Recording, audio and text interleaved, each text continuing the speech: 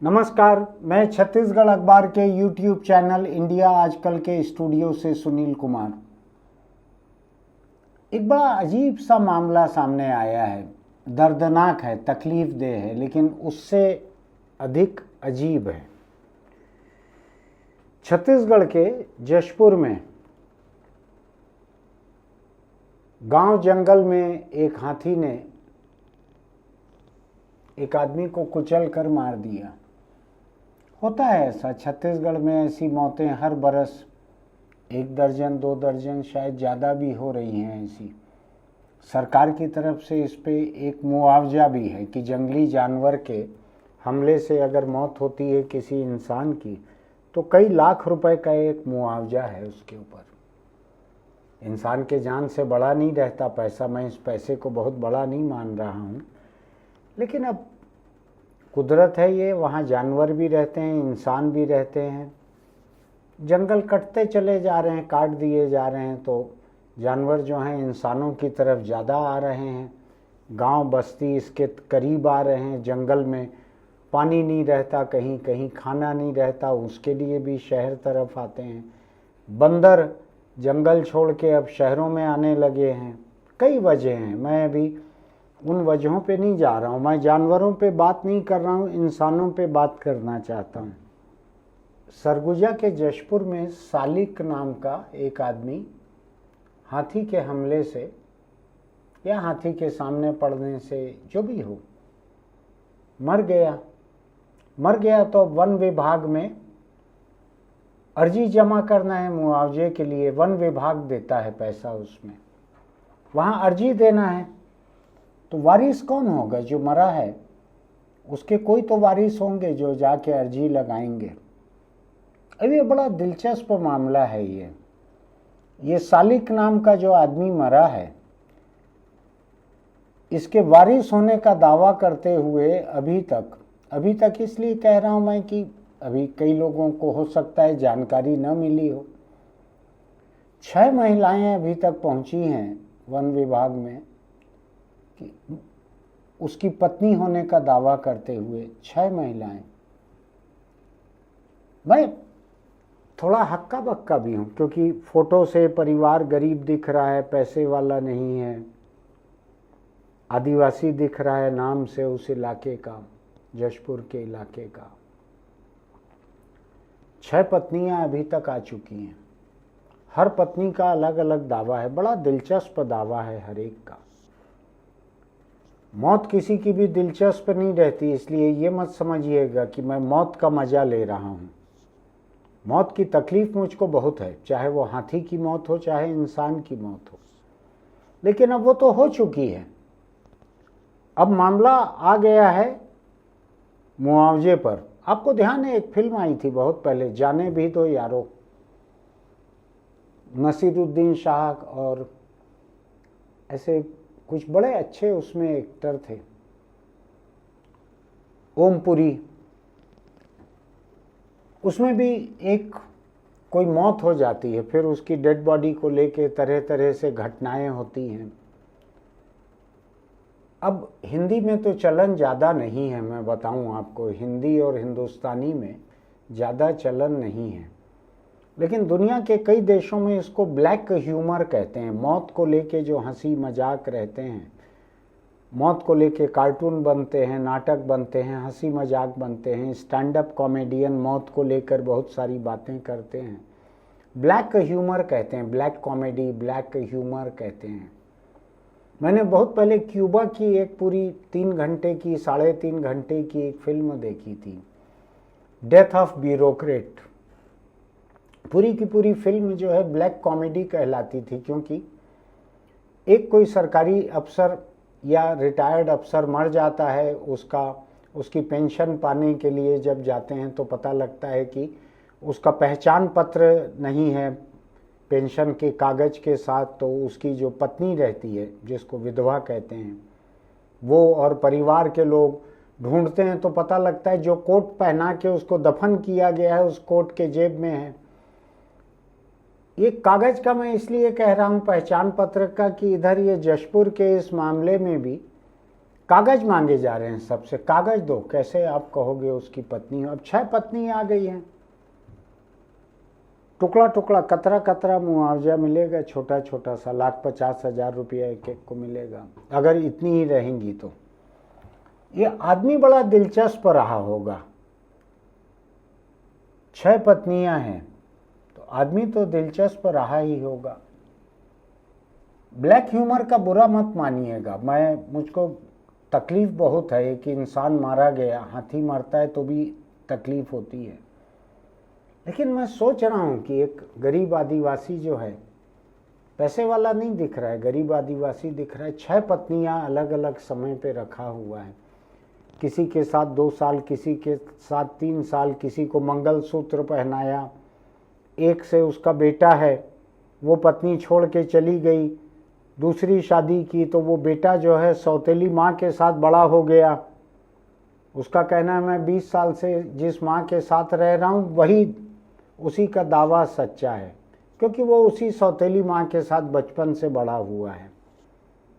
मुझको भी लग रहा है कि बेटा और एक पत्नी, 6 में से एक, पहली वाली तो छोड़ के कहीं चली गई थी, वो भी आ गई है।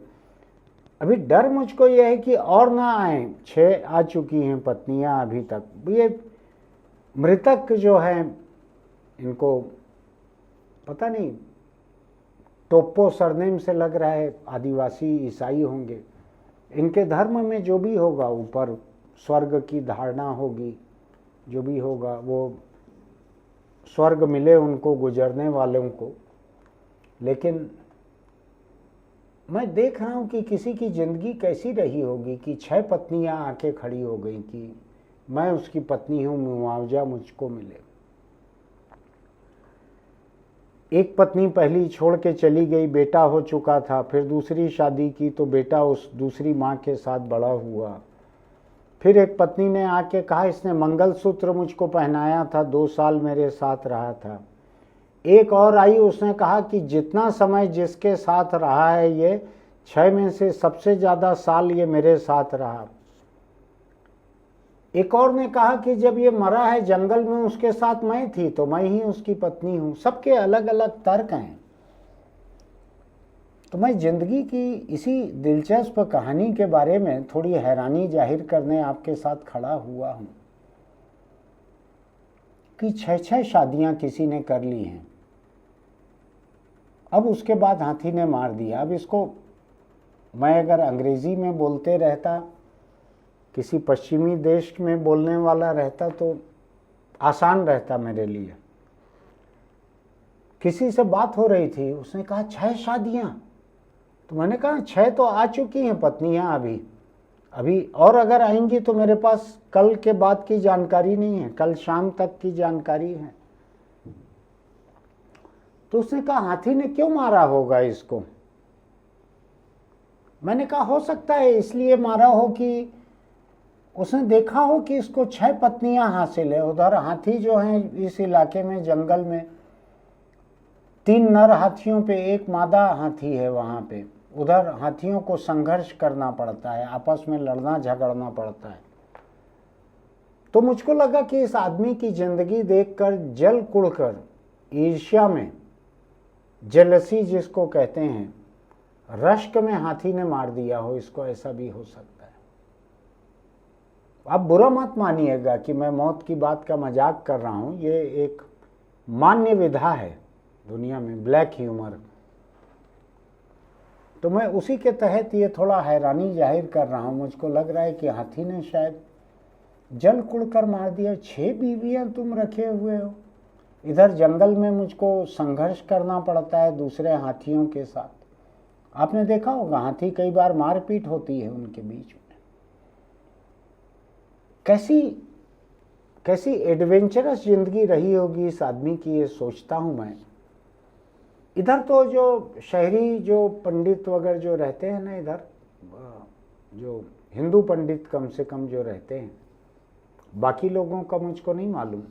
मुस्लिमों में तो कहते हैं कि ये एग्रीमेंट है शादी। हमारे इधर कोई 7 जन्म वगैरह का नहीं। अभी मैं सुन रहा था, असदुद्दीन ओवैसी को सुन रहा था मैं, पार्लियामेंट में या कहीं कह रहे थे उन्होंने कहा हमारे इधर 7 ऊँच जन्म का नहीं रहता, हमारे यहाँ एग्रीमेंट है, एक एग्रीमेंट के तहत ये रिश्ता होता है, ये जोड़ी वोड़ी स्वर्ग नरक में भी नहीं बनाते हमारे इधर, ऐसा वो कह रहे थे, सही कह रहे होंगे। लेकिन मैं देखता हूँ कि हिंदुओं के पंडित जो शहरी लोगों को जो समझाते हैं कि 7 जन्म का रिश्ता है, ये 7 फेरे लगते हैं, 7 जन्म का रिश्ता रहता है, हफ्ते के 7 दिन होते हैं, 7 का बड़ा महत्व है। अब ये आदमी की 6 पत्नियां अभी तक आई हैं, अगर 7वीं आ जाए तो मुझको हैरानी नहीं होगी। बटेगा कैसे मुआवजा, वन विभाग कैसे देखेगा? मुझको लगता है वन विभाग पंजे की छाप को देखकर उस शेर, तेंदुआ, उसकी उम्र के बारे में अंदाज लगाना उनको ज़्यादा आसान होगा, बजाय इस आदमी की कौन सी पत्नी असली पत्नी मानी जाए। अलग अलग समय पे अलग अलग पत्नियां इस आदमी ने रखी हुई हैं, कैसे मानेंगे? और अब सुप्रीम कोर्ट तो ये भी कहता है कि लिव इन रिलेशनशिप जो है उसमें पैदा होने वाले बच्चों का भी बराबरी का हक रहेगा, ये कहता है सुप्रीम कोर्ट, कई फैसलों में कह चुका है। तो अब इसका एक बच्चा तो वैसा ही है, लेकिन वो तो पहली शादीशुदा बीवी से कहते हैं। एक मंगलसूत्र वाला रिश्ता है, पत्नी कहती है कि मंगलसूत्र मुझको पहनाया था इसलिए मुझसे उसका रिश्ता है। किसी ने कहा मैं 2 साल साथ में रही हूँ, किसी ने कहा मैं 20 साल से सुख दुख की साथी हूँ।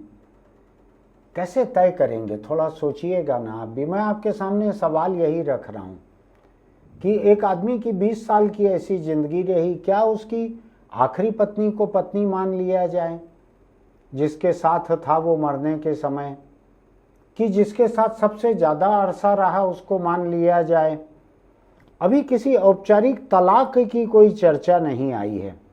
हो सकता है वो जिस समाज का हो उस समाज में औपचारिक तलाक की ऐसी प्रथा न हो, अभी तक नहीं आया है कि उसने उसको तो तलाक दे दिया था तब मुझसे शादी की थी, ऐसा अभी नहीं आया है, एक दूसरे के खिलाफ नहीं आया है। 6 की 6 पत्नियां जो हैं, 6 लाख का टोटल मुआवजा बतलाया जा रहा है, उसके ऊपर दावा कर रही हैं और अपना अपना दावा कर रही हैं, दूसरे के खिलाफ नहीं बोल रही हैं। अच्छी बात है, कोई सौत भी है तो उसके खिलाफ क्यों कहा जाए? लेकिन पंचायत है, जात बिरादरी है, वन विभाग है, ये तय कैसे करेंगे? आप रहे मान लीजिए तय करने के लिए, तो कैसे तय करेंगे कि इस आदमी ने अपनी ज़िंदगी में 6 अलग अलग समय पे अलग अलग पत्नियां रखी, अब मुआवजा बंटना है तो क्या माना जाए? अदालत भी कैसे तय करेगी? मैं सोचता हूँ ये मामला कोर्ट कचहरी तक जाएगा। मैं बताऊँ आपको, ये पंचायत और वन विभाग के निपटाने का नहीं है। ये लोग देखिएगा हफ्ते 10 दिन में हाथ खींच लेंगे कि आप कोर्ट जाओ भाई, कोर्ट से तय करवाओ कि उसके वारिस कौन है। तो अदालत तो जो भूतपूर्व पत्नी रहती है, और इसमें तो भूतपूर्व का भी अभी जिक्र नहीं आया है, किसी तलाक का जिक्र नहीं आया है, केवल पहली पत्नी, दूसरी पत्नी, तीसरी, चौथी, पांचवी, छठवीं पत्नी ऐसा जिक्र आया है। तो इनका हक क्या माना जाएगा इस 6 लाख रुपए में? अगर पति जो है उसकी जिंदगी इतनी रोमांचक रही, इतनी एडवेंचरस रही, आज नहीं रह गया, बहुत दुख की बात है, क्या माना जाएगा इसको? क्या ये 6 महिलाएं अपने आप को विधवा गिन रही होंगी कि इनमें से बीच में किसी और की अलग अलग जगह शादी हो चुकी होगी? कई तरह की चीजें होती है दुनिया में। मैं थोड़ा हैरान हूं कि इस मामले में मुआवजा कैसे तय होगा, किसको पत्नी माना जाएगा, जिसके साथ जितने साल रहे क्या उस अनुपात में बांटा जाएगा, कि कुल मिलाकर इस आदमी की शादीशुदा जिंदगी 40 साल रही, इसमें 20 साल जिसके साथ रहा आधा हिस्सा उसको दे दो 6 लाख का, क्या ऐसे तय होगा? क्यूबा की जो फिल्म मैंने देखी थी इंटरनेशनल फिल्म फेस्टिवल में, वो बड़ी दिलचस्प थी। वो सरकारी नियम जो हैं उससे कैसे लड़ते हैं, बड़ा दिलचस्प था। उसमें परिवार जाता है कब्रिस्तान, कहता है कि उसके कब्र में साथ में दफन हो गया है कोट, जिसमें उसका पहचान पत्र है, सरकारी आईडी कार्ड, उसको निकालना है। तो वो एक फॉर्म देता है कि कब्र खोदने के लिए एप्लीकेशन लगेगा जिसमें आईडी कार्ड लगेगा। उसका तो परिवार बोलता है आईडी कार्ड के लिए ही तो हम लोग खोदना चाहते हैं कब्र को। तो कहता है लेकिन इसके लिए आपको आईडी कार्ड लगेगा तभी अनुमति मिलेगी। फिर रात को चोरी छिपे परिवार घुस के किस तरह से निकालते हैं, किस तरह से, बड़ी लंबी कहानी थी। मैं सोचता हूँ क्या होगा यहाँ पे ये आदमी जो है। और मैं एक दूसरी चीज और सोचता हूँ, ये एक साधारण इंसान मुझको दिख रहा है, कोई बहुत चर्चित, बहुत रईस नहीं दिख रहा है। कैसे इनकी जिंदगी में 6 पत्नियां आ जाती हैं, एक के बाद 2, 3, 4, 5, 6, कैसे आ जाती हैं 6 पत्नियां। इधर मैं देखता हूँ लोग एक पत्नी पाने के लिए वो हरियाणा से उड़ीसा आके खरीद के ले जाने की कोशिश करते हैं। मुश्किल रहता है। उत्तर भारत के कुछ हिस्से में, आप बुरा मत मानिएगा, उत्तर भारत के कुछ हिस्सों में ये चलन है कि 2 भाई मिलके शादी कर लेते हैं एक से, क्योंकि लड़कियों की कमी है। अब भी बीबीसी पे एक रिपोर्ट आई थी, उत्तर भारत का पहाड़ी इलाका, शायद हिमाचल की ही रिपोर्ट थी। एक महिला ने 2 भाइयों से शादी कर ली, सगे भाइयों से, और खुश हैं तीनों फोटो में बड़े खुश दिख रहे थे। और पुराना जाओ तो महाभारत, ध्यान है ना आपको महाभारत, एक लड़की 5 भाई, याद है आपको वो। लेकिन इधर एक आदमी और 6 पत्नियां, कैसे इतनी पत्नी किसी को मिलती है, उधर एक नहीं मिल पा रही है अभी। कई लोगों की शादी नहीं हो पा रही है हरियाणा वगैरह में।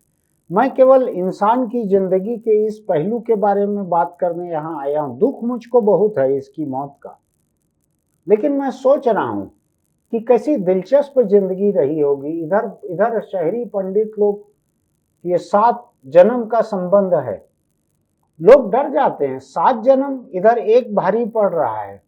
ऐसे लग रहा है जैसे सीमेंट की बोरी पीठ में लाद के कुली जो है 3 मंजिल बनते हुए मकान पे चढ़ रहा हो, ऐसे कट रही है जिंदगी। तुम 7 जन्म बोल के डराते हो पंडित जी। ऐसा कई लोग इस चक्कर में शादी देर तक नहीं करते हैं, करेंगे तो 7 जन्म का हो जाएगा वो। ये आदमी जो है बड़ा दिलचस्प मुझको लग रहा है।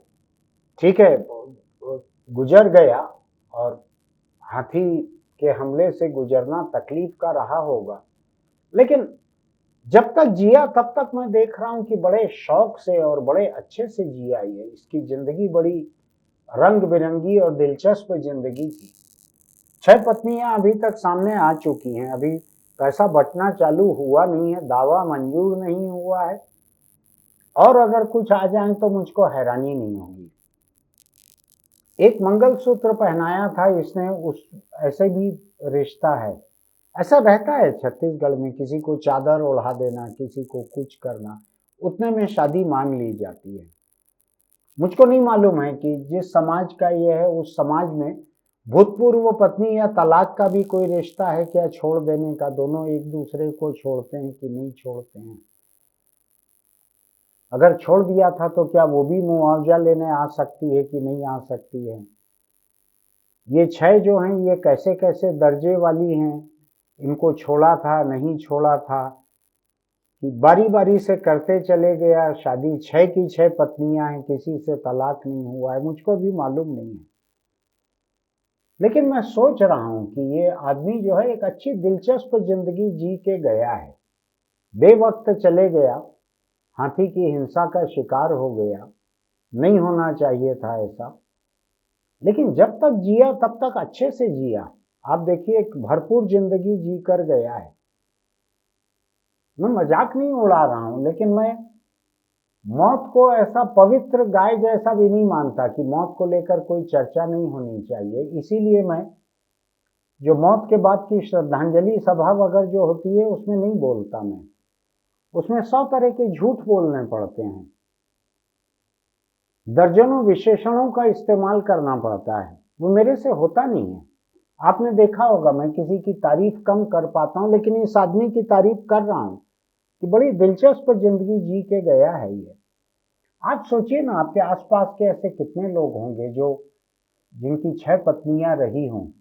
आपके पहचान का कोई भी एक भी आपको इंसान ऐसे याद पड़ता है? अमेरिका वगैरह में कुछ हो सकते हैं ऐसे कि किसी की 6वीं पत्नी रही हो, इधर तो मुझको याद नहीं पड़ता है। देखते हैं, मैं और आप दोनों इंतजार करेंगे अगले कुछ हफ्तों में और कितनी पत्नियां आती है। मुझको लगता है वन विभाग भी इंतजार करेगा मुआवजा देने के पहले, और वकील से सलाह मांगेगा कि भाई इसमें किसको पत्नी माने, कितने साल की पत्नी माने, मुआवजे को कैसे बांटें। देखना पड़ेगा इसको। 6 लाख का टोटल मुआवजा बन रहा है। शायद 6 महिलाएं कल शाम तक आ चुकी थीं। आज सुबह का मैं मेरे रिपोर्टर से पूछ नहीं पाया हूं, अखबार में आपको पढ़ने मिलेगा। लेकिन आप सोच के देखिएगा कि अलग अलग दौर में अगर 6 पत्नियां रही हैं, उनके बीच मुआवजा कैसे बंटना चाहिए। मैं चाहता हूं कि प्राकृतिक न्याय की आपकी समझ है जो है वो भी यहाँ पे काम आए। आप कमेंट बॉक्स में लिखिएगा कि अलग अलग सालों तक ये पत्नियां रही, एक पत्नी पहली थी, एक 6वीं थी, इनके बीच में अगर मुआवजा बंटना है किस अनुपात में बंटना चाहिए, पहले किसको बाद में किसको, कितना किसको, सोचिएगा इसको। फिर मिलेंगे। मैं तो केवल इस आदमी की दिलचस्प जिंदगी आपके सामने रखने और एक सवाल छोड़ने के लिए कि आप ही को मैं पंच बना दूं, प्रेमचंद की भाषा में पंच परमेश्वर बना दूं, तो आप क्या इंसाफ करोगे? 6 पत्नियां हैं ऐसी, कैसे बांटोगे मुआवजा? तो पैसा टोटल 6 लाख है, थोड़ा थोड़ा सा मिलेगा सबको। सोच के कमेंट बॉक्स में लिखिएगा कि ये पैसा कैसे बंटना चाहिए। बहुत तकलीफदेह मौत है। इंसान और जानवरों का टकराव कम होना चाहिए। सरकार को हर तरीका इस्तेमाल करना चाहिए कि ये टकराव कैसे कम हो, वरना अभी जंगल वंगल जैसे कटने वाले हैं और कोयला खदानें खुदने वाली हैं, और जो मशीनें चलेंगी और धमाके होंगे कुछ कोयला खदान के भीतर, और मशीनों से कोयला लाद के ले जाया जाएगा, तो जानवर छोड़ के दूर दूर भागेंगे। कहाँ भागेंगे मुझको नहीं मालूम, और मुझको ये भी नहीं मालूम है कि इस हाथी ने किसी जलन में, किसी रश्क में इसके ऊपर हमला किया है क्या। फिर मिलेंगे। चलते चलते एक छोटी सी बात, अगर आप दोपहिया चलाते हैं तो हेलमेट लगा ही लीजिए। अगर पीछे बैठते हैं तो भी लगा लीजिए। सिर दोनों का उतना ही महत्वपूर्ण रहता है, चलाने वाले का भी और बैठने वाले का भी। भले बैठने वाले को दिमाग का थोड़ा कम इस्तेमाल करना पड़ता है, लेकिन सिर दोनों का महत्वपूर्ण रहता है। अभी मैं एक पेट्रोल पंप में पेट्रोल डला रहा था, वहाँ बोर्ड लगा हुआ था हेलमेट वगैरह के बारे में, शायद हमने दिखाया भी होगा आपको। कल मुझको छत्तीसगढ़ की राजधानी रायपुर के एसएसपी, डीआईजी रैंक के अफसर हैं, उनका एक आदेश देखने मिला है कि जितने 2 व्हीलर बेचने वाले हैं वो साथ में हेलमेट अनिवार्य रूप से बेचें, वरना उनके खिलाफ कार्रवाई की जाएगी और उनकी डीलरशिप, उनके बिजनेस को बंद करने का हुक्म निकाला जाएगा। ऐसा कुछ है उसमें।